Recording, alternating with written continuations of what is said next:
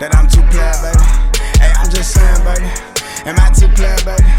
I'm too player, baby. Hey, yo, what's up, man? This your boy Lano XL, Mr. 18 Pockets. Listen, this is another episode of Lano's Point of View. You already know when I get the type of guest that I got today, it is no holds bar. It is no filter. It's in your mouth smash. And he's gonna always speak what's on his mind. But he's also a genuine guy, an entrepreneur. He is somebody that speaks up for the voiceless, and he's always going to make sure that he tell you what's on his mind. So today, for Lano's Point of View, we got our homeboy, your homeboy, Buttonz. Hey, it's old Buttonz, king of buttons. Buy buttons, not drugs. Button gang and don't bang. Facts. There you go. So look, stop gang banging and go buy some fucking buttons. Hey, buy buttons, right? not drugs. What up, though? What's poppin', bro? What's up? How you doing, bro? Man, about time I'm here, bro. I was wondering what was going on. Like, you don't got your ears to the streets. You don't know who the hottest entrepreneur is? No, I do know who the hottest entrepreneur is. And actually, I love the way you're a very aggressive guy. So I met you, right? I already been seeing you. But October of last year at Cruise Control 4, you walked straight up on me and said, man, what y'all waiting on, man? Y'all supposed to been had me on the show. I'm like, I know that's not late on the extent. That's Boy Rich and them. Yeah. I was like, hey, hell nah. What's up, bro? I'm Nah, on the show. For sure. Most definitely. And what's crazy is at those times right there when I try to tell people, like, yo, I got you. A lot of people, they make fun of me. They be like, man, Lano just saying that shit, bro. But it seems like it, right? Because from October to now, it seemed like a stretch. But no. Your emotions going up. You're on the stock market. I know. It's green right now. I know, most definitely. But still, I remember when you said that, and I did get back in the vehicle with my homeboy, and I was like, yo, we do got to get him. But once we planned, or what moved you up the roster more was we're just gonna jump straight into it, was your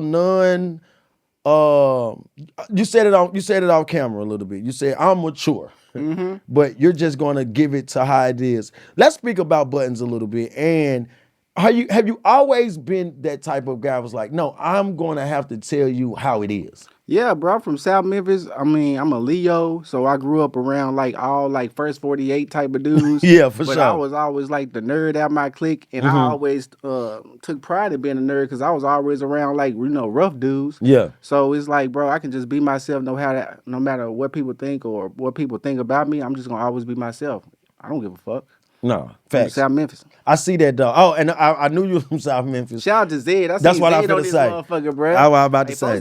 Folks know about Zed Zilla, but Zed, we was looking, cause Zed like my peer. We was looking at Zed growing up like, damn, bro, Gotti really signed you. Yeah. Cause before Zed got signed with Gotti, he was big, like Zilla. Yeah. Zed, I am South Memphis. That was popping before Gotti. So shout out to Zed. No, for sure. Shout out to Zed Zilla, South Memphis landlord. And that's what another thing I was gonna touch on.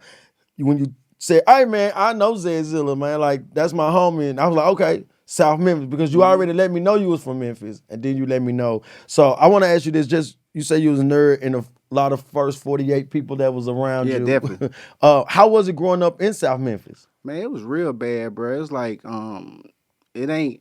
Like, a lot of people compare Memphis to Nashville, and it's totally different. I be thinking, like, y'all got it sweet up here. Y'all got, like, 2-3 projects. Y'all, It's like country cowboys. Like, you can go to different hoods, and nothing happens to you. Memphis is horrible. Like, growing up, I couldn't even wear red or orange to school. It was a rule. Like, if you wore red or orange, you'll get suspended because niggas was shooting you after school. I'm 12 years old. Dudes pulling pistols. Like, Dolph talking about some 9 years old seeing a nigga get shot. Yeah. I was 17 seeing a nigga get shot. And then the whole vibe of Memphis is just like depression vibes. Like, you go to Memphis, you gonna know you in Memphis because it's like, damn, I don't know why I'm feeling like this. It's like I'm down. Up here it's all happy and stuff. I don't understand why niggas in Nashville be pushing the hood shit, bro. Yeah. Just be happy. Just be happy, gang. Get money. Do you think media put a bigger black eye on Memphis?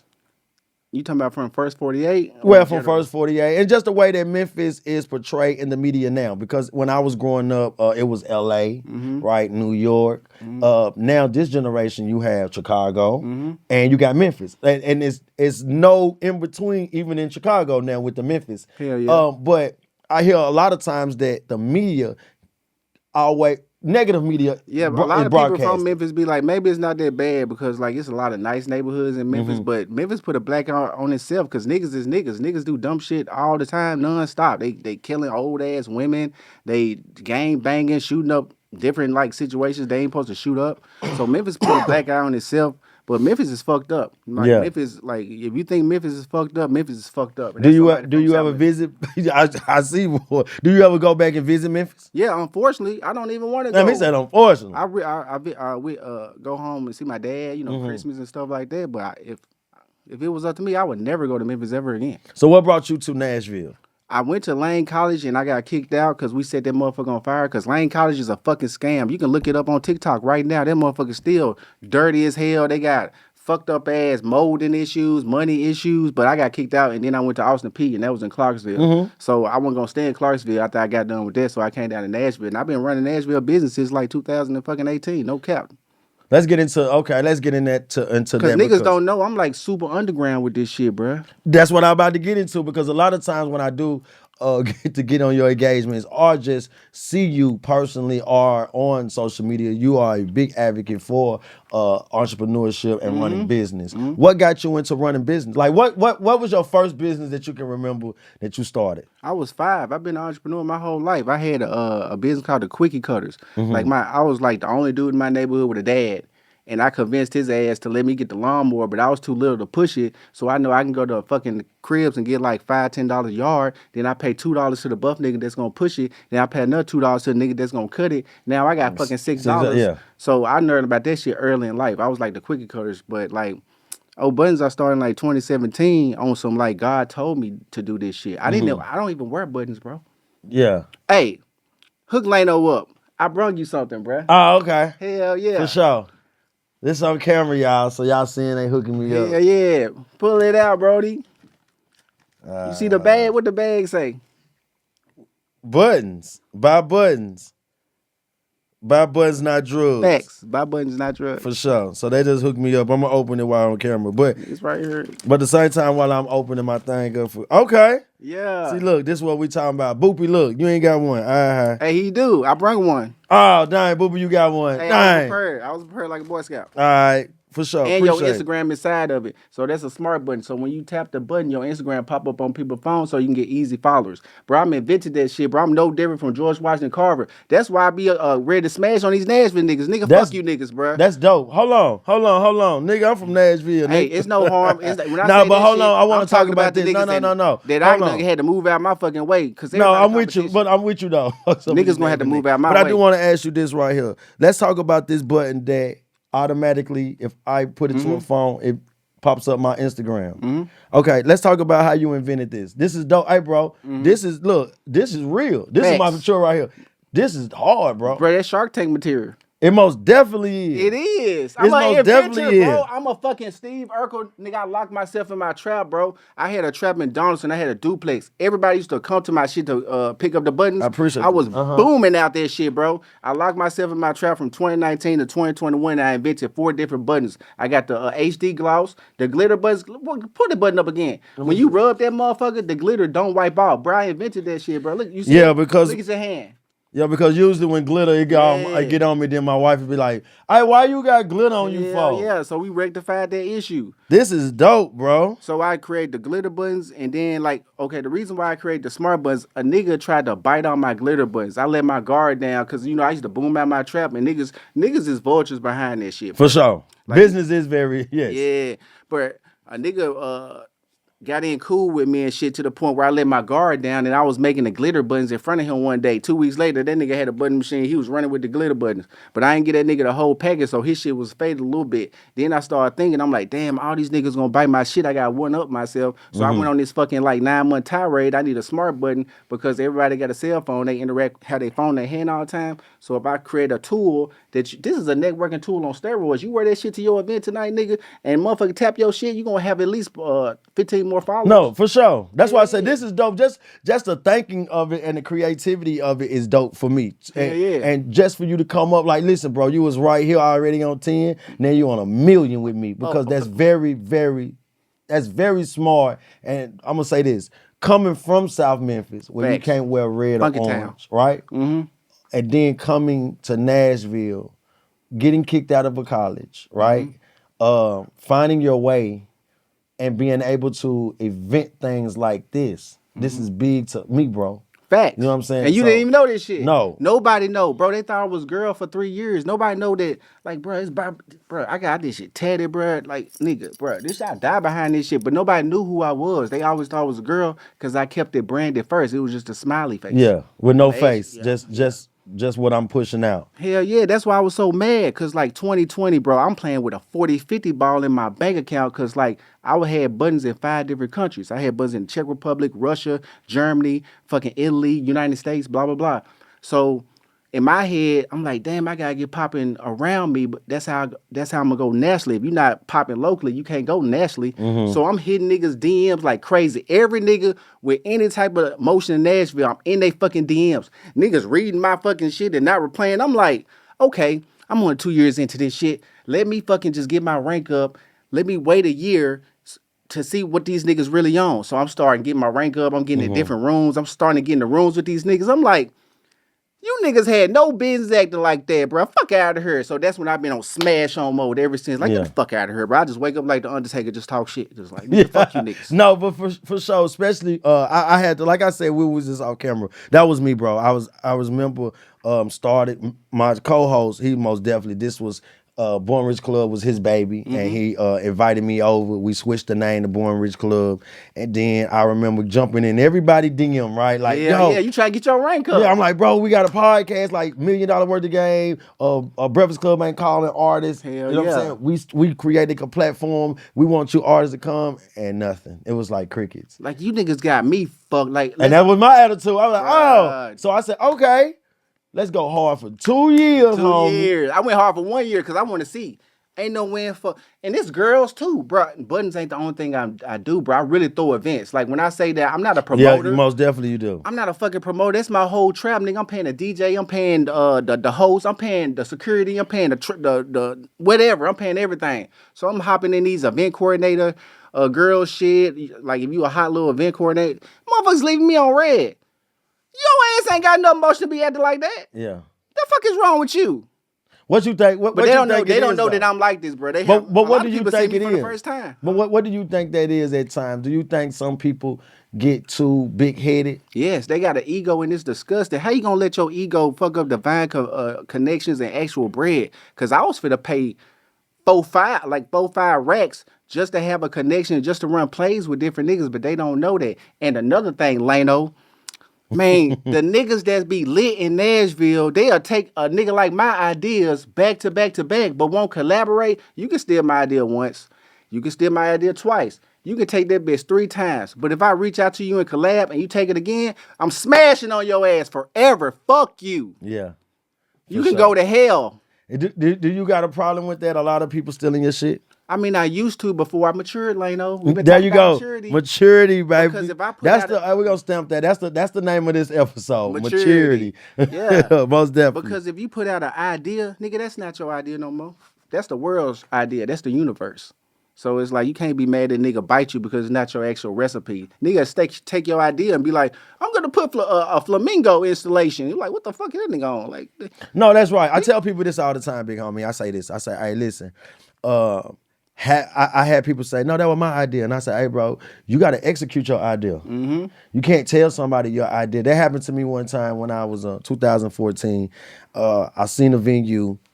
I went over one of my homeboy had a music shop. And I went in there, and there was like 5 guys in there, right? And you got to understand, I'm coming from the streets, right? I'm 20 years in the streets. I'm finally making a way out of the streets.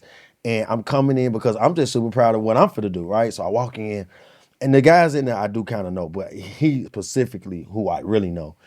And I start saying, man, I'm finna do this. I'm finna throw an all-white party, right? I say this, I'm finna throw an all-white party.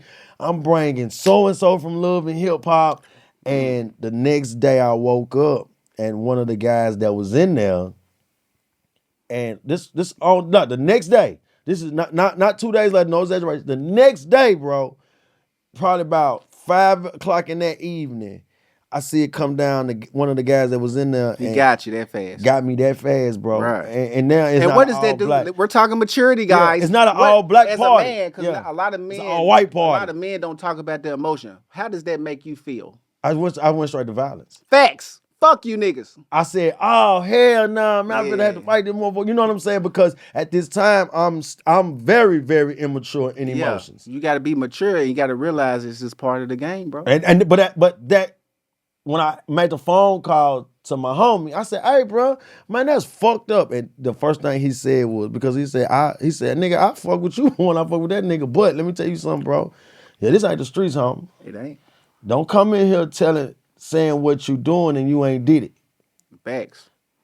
So if you're not ready, this is lesson 1-on-1 for you. Mm-hmm. Don't give out your idea because it ain't your idea if you ain't done it. Facts. And what I tell you a while ago, I was like, bro, why are y'all so focused on rappers when you should be focused on the business, the actual business people? This is some gangster shit. This is like 10 times, this street nigga shit, the business shit, the black man business shit. Bro, like Coop, Rob, niggas, bro, I done got my trap shot up. My first trap was on Jefferson Street. It was inside of Flashman. You know what they did to that? What they do to They them? burnt it up. They barbecued that shit. Nigga, it took me 4 months to build my store, and that shit was gone in one night. Gentrifier shit. They'll hit you up and be like, hey, we want your building. You be like, oh, I don't really want to do it. Next day, it's a sudden accident.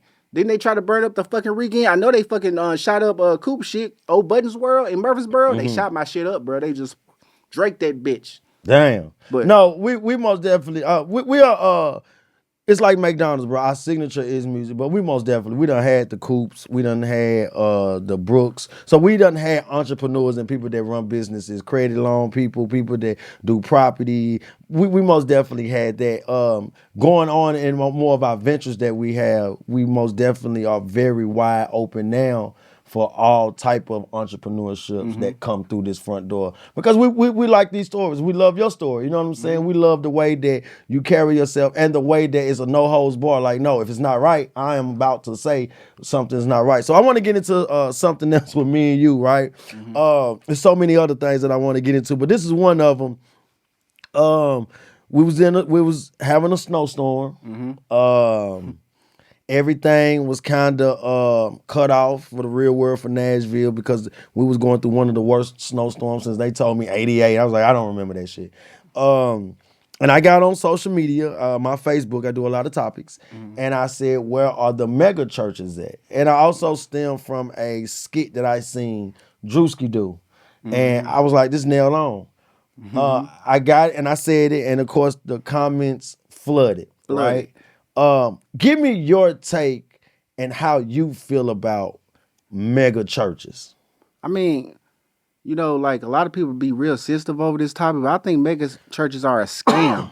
I think mega churches are a scam because I know business and I know about that 501c3 and I know they don't pay no taxes and I know they get government funding for doing certain things like those giveaways with the backpacks and like Freeze Cup Day or whatever. That's come from grants. So they have to allot a certain amount of funding towards doing good acts to get the large funding. And then they get the money from the church on top of the funding. And then when natural disasters actually happen, they don't be like, hey, come to my church. You know, I got a generator. Y'all can sleep here. They be like, oh, hell no, yon, we in the Bahamas. But, I mean, I don't attend church. I'm not about that going to church life. I think God is inside of us, and I think God is like a conscience. So I don't got to go to a physical place to like show my respect or gratitude. But I think you was right on the money with that shit. Yeah. You was like, how come they not opening up? Yeah. Did they open up? No. But I also want to ask you this. How do you feel when you see, and these are not skits, these are actually things that's coming down where you see a pastor telling people to shut the door so he can raise shut that door. 30,000. I mean, I think it's pathetic because why is God attached to money? Money ain't nothing but paper, bro. Like you talking about you either gonna give us $1,500 or shut the door, don't let them out. And then one of the ladies give them money and he said this wasn't enough? Yeah, most definitely. That's not a telltale sign that you taking advantage of a certain type of demographic to get funding for what you want to do in life? That's just what it looks like to me. I got a bullshit detector. Y'all bullshit detectors not going off? Yeah, for sure. It ain't going off for no reason. Shout out to the mega church though, because when I had my store, it was a church in the plaza. Them motherfuckers had more money than everybody. Yeah. It's a money thing. Shit, I need to start a church. Church of Buttonz. It got God on it. When you tap it, you start feeling good like the Holy Ghost. Hey man, okay, I'm gonna move on a little bit, but I understand because, like I say, when I ask these topics, right, I get stopped every day, and people see me, You got the #1 show right now. and I always say this to people. I say, hey, lo, listen, just because I post it doesn't mean that's how I feel, but I gotta post. And I got to ask these type of tough questions. And the reason I say that is because maturity for one, but the reason that I like to ask these type of questions because I like to get certain people opinions about it. I want to see the diverse opinions of it because what was crazy was it wasn't even, but it was other people that understood what I was saying. Exactly. And when you came on and assisted, because you helped a lot. I did. You most definitely came and you really shut everybody up. You made people like, damn, fuck. Yeah. Shit. I'm just telling the truth, bro. I ain't nobody special. I'm just a nigga, a real ass nigga. It's no real niggas left, bro. It's probably like 1 in like 5,000 real niggas. The rest of these niggas cutthroat, bro. Niggas want a destiny swap with you, Lano. You got to be aware of that. No, for sure. People, I love what you just said, a destiny swap. So it's something else that I want to bring up too, right? Because like I said, man, hey boy, you are hell, but we love it, man. Cashville most definitely love buttonz. So I want to say this right here because shout out to Nashville. When I say fuck you Nashville niggas, I'm not talking about you Nashville niggas. I'm talking about the Nashville niggas that I encountered. So it's just like no, for sure. We do that when we go out of town. If we go out of town and we don't feel love, we're gonna say fuck that person, the people who we didn't feel love from. Because I fuck with everybody. No, for sure. You got a good personality and energy and shit. I like shit like that. So I want to talk to you about this, right? Another serious note. How did you feel when we had Black Rob? We had a lot of stand-up Black entrepreneurs for the Buchanan to go down and take up for Buchanan Street for the Black-owned businesses. And it was over 600 people that attended. It was all over social media. But I also saw you and another guy jump on social media and was like, okay, we're happy that this happened, but this been happening. And we only get nobody show up. Facts. What do you feel about the popularity of things like that versus reality when you guys say, no, this has been going on and I can't never get none of y'all to show up? I can't believe you asked me some shit like this. This is like a crossroad moment. Like, it's like, do I go hard and tell the truth? You tell the truth. Or not tell the truth? Okay. But don't forget your maturity too. Facts. Yeah. To be honest, I think it's fucking bullshit. Because the main people that was like representing the city council moment at that moment ain't gonna help a nigga. They not gonna help nobody but them fucking selves. And cause my shooting, when my shop got shot up, it happened alongside the same time of a popular Black Nashville restaurant too. So they got all the, woe is me, let's help them out. I can't believe a Black-owned restaurant got shot up. Nigga, my shit got shot up the same damn day, damn near. I mean, this motherfucker with my hand on my pistol, PTSD for 2 weeks, nobody gave a fuck. Nigga, I had a fucking GoFund because they shot my windows out with like $1,200 window pane. I got like $300. Where the hell was the love for buttonz? But y'all showing love for the Black restaurants, and it's supposed to be the same thing. Ain't we both Black-owned business? So all this shit really based off popularity. The priority to popularity is fucking ridiculous because how the hell motherfuckers getting more sympathy and shit just off because they know them and shit. And y'all whole narrative is we're going to help Black-owned businesses. So, like, people looking at it from the Buchanan point of view, I'm a business owner. So if they shit get shut down at 11 o'clock or 12 o'clock for the noise ordinance and stuff, that's going to be tragic for their business. They ain't going to have no income after 12, the bars, everything going to cut in half. But what about the residents that live there too? Nobody's asking these questions. Do you want to fucking live in a neighborhood where it's hella traffic, hella trash, hella niggas doing crazy shit in your neighborhood? The neighborhood is pretty much the ones that's backing all these decisions. And social media is looking like, oh, y'all fucking it up for the Black people. Y'all racist. Motherfuckers ain't looking at it from all point of view. You can't be a standoffish ass business or entity, Black business, and be like, help us when we need help. But when it's y'all turn, when y'all going through shit, I don't know, but that nigga, fuck that nigga. Yeah. So the motherfuckers looking at y'all like, nigga, fuck you niggas. Niggas, move.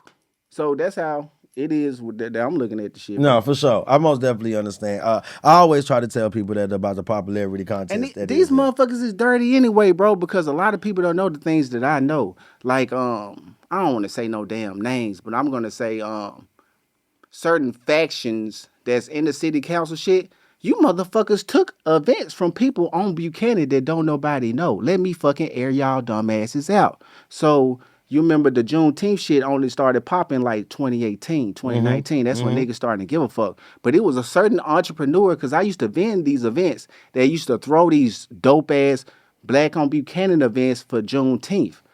That motherfucker used to be just flooded. News used to be there. So the big faction got wind of that, and the next year they just swiped they shit, took they shit, changed their names, used they fucking footage, and took their event. These is the same type of motherfuckers like, help us. Nah, y'all was